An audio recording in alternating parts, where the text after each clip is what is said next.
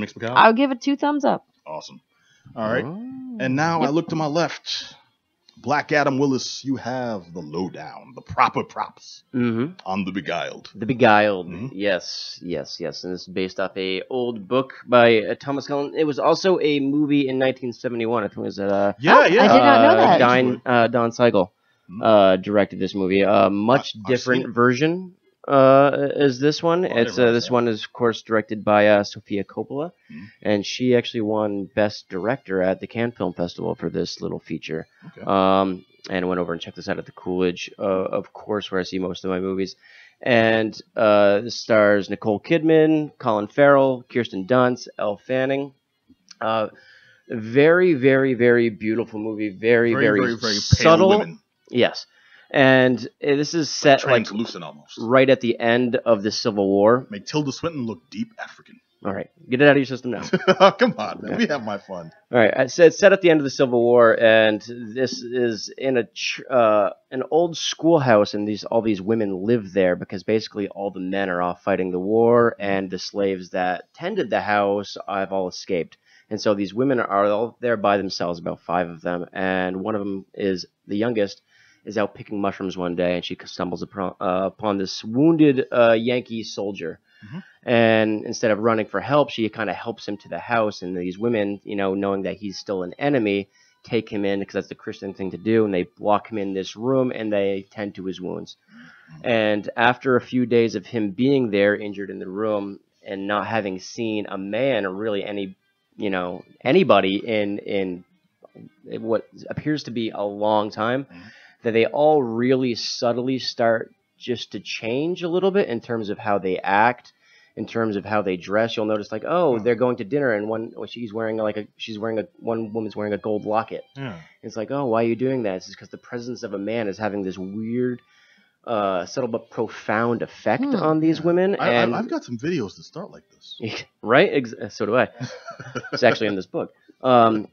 But it's really, and that's what the movie's about. It's kind of how these women are responding to this man, and Colin Farrell, of course, is the soldier, and he's an Irish soldier who came to America, and he took a man's place in the war for a couple $100 or something. Okay, so that's good. That. He's not BS in an American accent or anything, or even worse, a Southern accent. No. So yeah, he's a soldier, kind of took a man's place, and then instantly regrets it. And I guess the story is he was in this battle, and he ran away once he was injured in his leg, and then he ran away, and that's where he was found.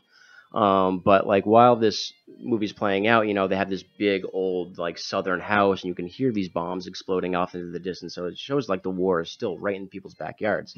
And instead of they always kind of make the threat that they're going to tell the other soldiers, they're going to put what is a blue handkerchief on the door, and that lets someone know that there's an enemy there. Knocking. Yeah, I screwed it up. So he ends up staying there for quite a while, and then he stays there past when he's all healed up, and then the women really don't want to get rid of him, even though they said once you're healed, you got to get out of here. You're the enemy, you know what I mean? You're disturbing us. Wait, but then so it's the turmoil isn't his fault then? It's theirs. No, and he's playing each of these women too, to a point as a friendship.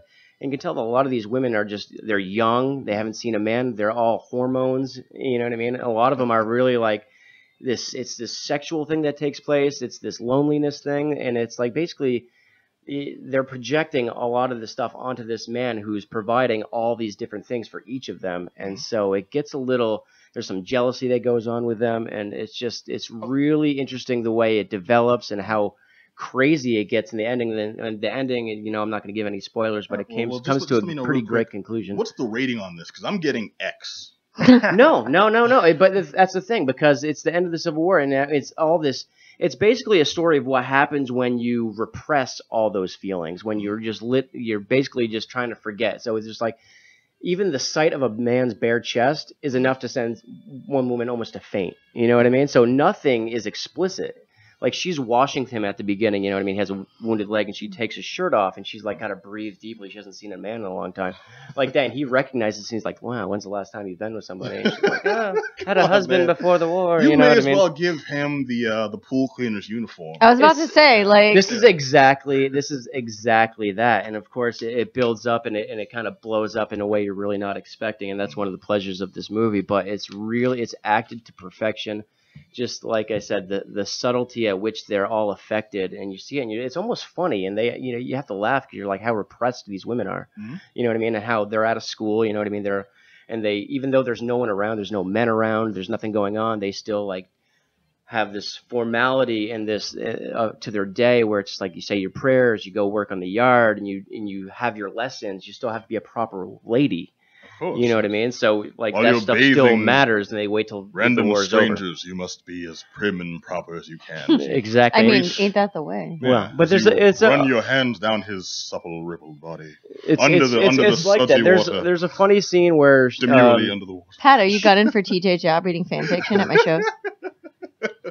No, I've heard your fan fiction. That is frightening. No, thank you. There is a funny scene where they're out because obviously there's no one there to tend the land or anything like that. So it shows them trying to like till a garden, and they just don't know what they're doing. You know what I mean? It's subtle things like that are really funny. This movie also got a little bit of controversy surrounding it too. Yeah, I remember this. And it has something to do with because in the book, I think the only black character in the book was this slave named Maddie, and it was left out of the movie. And she was kind of getting some heat for that. It's like, why do you leave that character out?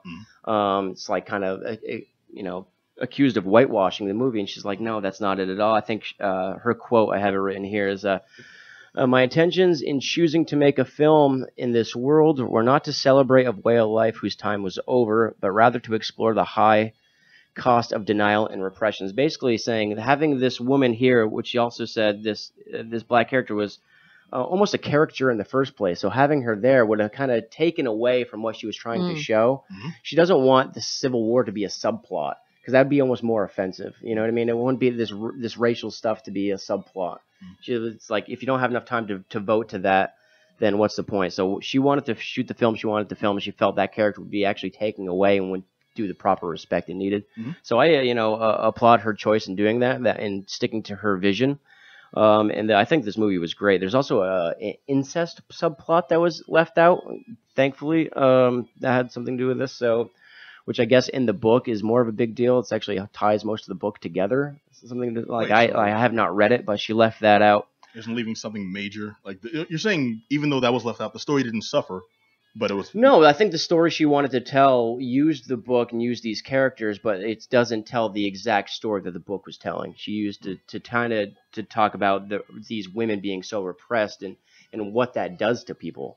You know what I mean? And the way that can kind of show itself, and in the ugly way it can kind of show itself amongst this small community of women. And it's very interesting. That's obviously the bread and butter of this movie, and it's fascinating to watch. I said, so anything that would take away from that, I thought would do a disservice to what was actually filmed. So this movie, for what it was, I thought was fantastic. It was, brilliantly directed. The acting was fantastic as well. She has this great way. Kirsten Dunst has worked with her a bunch of times. She does such a great job in this movie.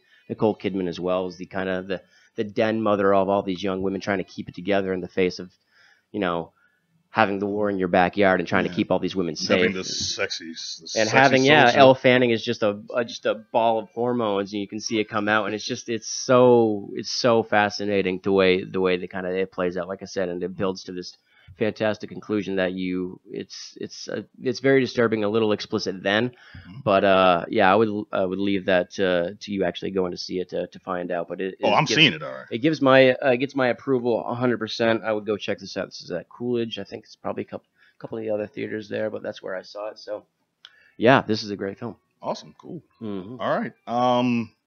Okay, well, along that same vein, I got to check out The Little Hours. Independent movie starring David Franco. Excuse me,